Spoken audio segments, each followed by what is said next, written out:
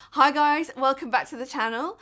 Today is the second part of our two-parter where I'm going to be doing a his and his filler makeover. So let's go over to our patients. Hi Sarah, I'm Rick, I'm 32 and I'm here today with my partner Damon to see you work your magic, so no pressure.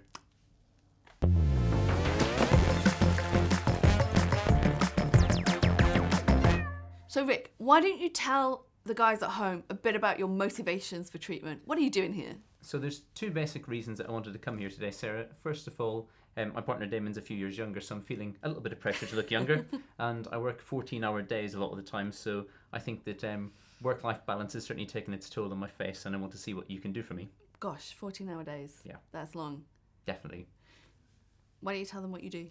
So I work as a vet, so certainly you can't just walk out at the end of the day whenever it sort of hits 5 o'clock, and we can be there for quite a long period of time afterwards. Yeah, that is a long day. So, in terms of treatment that you're looking to do, what were you thinking? So initially, whenever I came down to see you for the initial consult, I wasn't entirely sure exactly what the ideal ratios should be for various parameters of your face. So I was very much led by yourself during the consultation, and I was quite surprised by the amount of science involved. I kind of knew all the products had a lot of science behind them, but I didn't realise there was things like the phi ratio and things like that. So I've learned a hell of a lot throughout the process. And I'm sure that Dermal was probably bending your ear about it as well. Yes, on the way here, it was quite a long drive, and I've learned a lot during the journey. I bet you did, yes. Okay, so shall we just talk about maybe specifically which treatments it was that you were mostly interested in? Yeah, so I think the predominant treatment we discussed was fillers. So you discussed a sort of some loss of volume around my eyes and around my sort of cheekbones as well. Mm-hmm. And very much again, I was led by yourself and what you felt would be best, really, to get the best aesthetic outcome.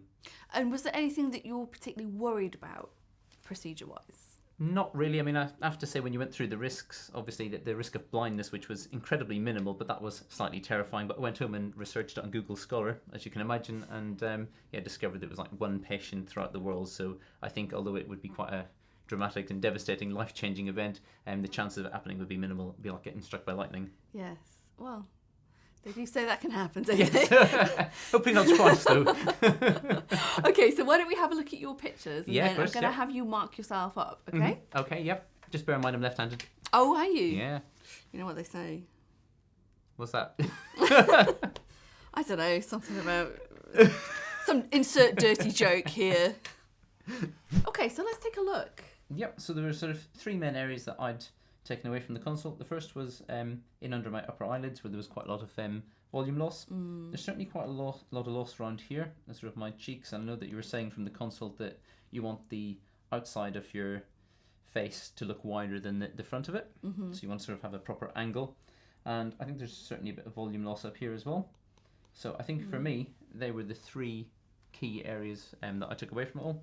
It's quite a tricky area, that, you know, the upper eyelid. Yeah. We spoke as well about maybe doing some PRP underneath the eyes, you know, where the skin is like a tiny bit crepey. Yep. Mm-hmm. So I think definitely there may be some scope there underneath the eyelids to try and rejuvenate the skin. Definitely. And for me, actually, they were sort of the main areas because you're quite slim. Yeah. You don't have much volume in the face. So was there anything else, or were we pretty I think much... they were the main, or at least that's what I remembered from sort of what we previously discussed, but there may be other areas, so I'll hand it back to your area of expertise. Well, it kind of depends on what you want to do, really. I could make an argument for maybe injecting something into the lip. A lot of guys don't like the idea of that, but it's possible to do. We could talk maybe about doing a bit in the temple area as well, because you just a wee bit hollow there too. But I think you've pretty much hit the nail on the head there. Perfect. Okay, so again, I'm just going to leave and let's go and do it. So here's what we did. First up, Richard's favourite bit, taking blood for the PRP. That was just a joke. He did not like this at all. Then, while the blood's spinning, we go straight into using some filler. First up, we've got some Juvederm Ultra 4, and I'm going to inject the temples with 0.5 ml each side. Now, we're going to use some Radiesse, 1.5 mils, each angle of the jaw. This is done with a cannula. And if you remember, he had quite a lot of hollowing in front of the ear, so this is really the area that I'm focusing in on. And I'm going to do a second Radiesse of 1.5 mils in each of the hollows. This is now going to take us up to a total of 4 mils. We're going back to the hollows using another 1.5 mils of radius to that hollow. Just for clarity, that's 3 mils in each cheek hollow. Now we're going to go for some Juvederm vol lift. This is going to go in the front part of the cheek with a cannula, and we're doing 0.5 mils each side. Now switching to some TSR Redensity 2, we're again using a cannula, and this is going in the eye hollow. And then we're going to do the other side, which again is going to go in the eye hollow. So that's taken us up to a total of 9 mils in total. Now we're going to go back and use the same Redensity 2 in the front part of the cheek.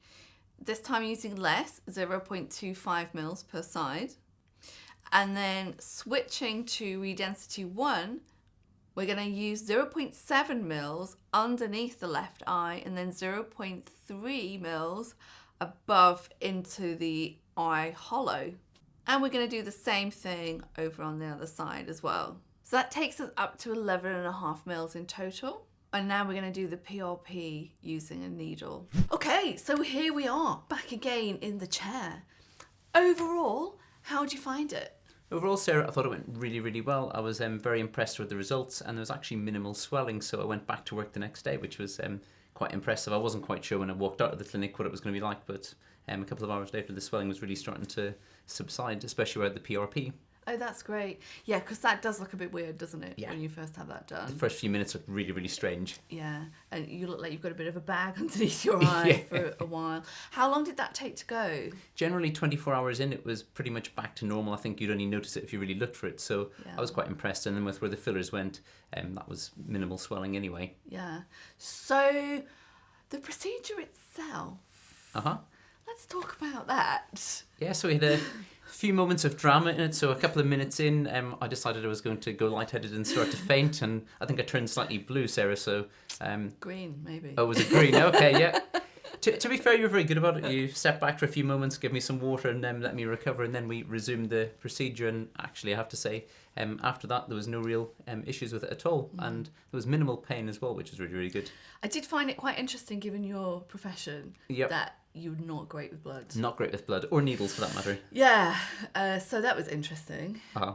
It's interesting how people can kind of separate the two in their mind. Yeah, definitely. Human blood and animal blood are very different, and I think that probably the hardest bit of the procedure was getting blood taken for the PRP. Which is really interesting, because a lot of people would find that to be actually the easiest bit, because you can kind of at least distance yourself a bit from your arm, sort of.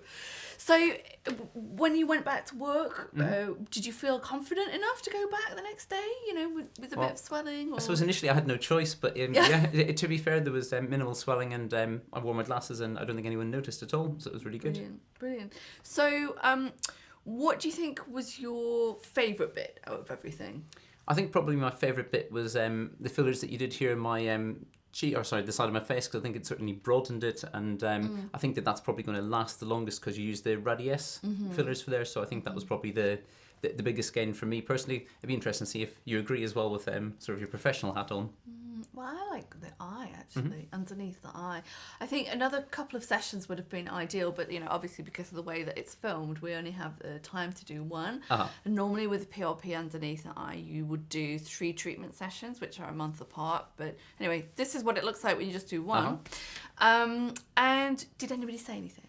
No, I just had a couple of people say you look slightly younger, or you look more refreshed. Was that because you told them? No, I didn't tell anyone. Oh. Yeah. Well, that's a good result then. Yeah.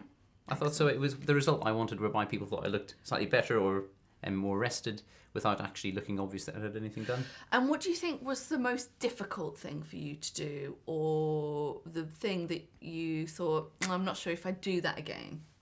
I'm not entirely sure, if I'm honest, about the PRP. I kind of think with the fillers you can kind of see a result of it. I think with the PRP it's probably very difficult to know how much of a difference that's made, because you're not looking for a sort of plumpness, or you're looking for more tightening of the skin. And I guess maybe your viewers will have a different viewpoint on it. Well, let's see. Okay, guys, so that's it for this week. Remember, these videos are coming out every 2 weeks, so I will see you again in a fortnight. I hope you guys enjoyed the video at home. See you later.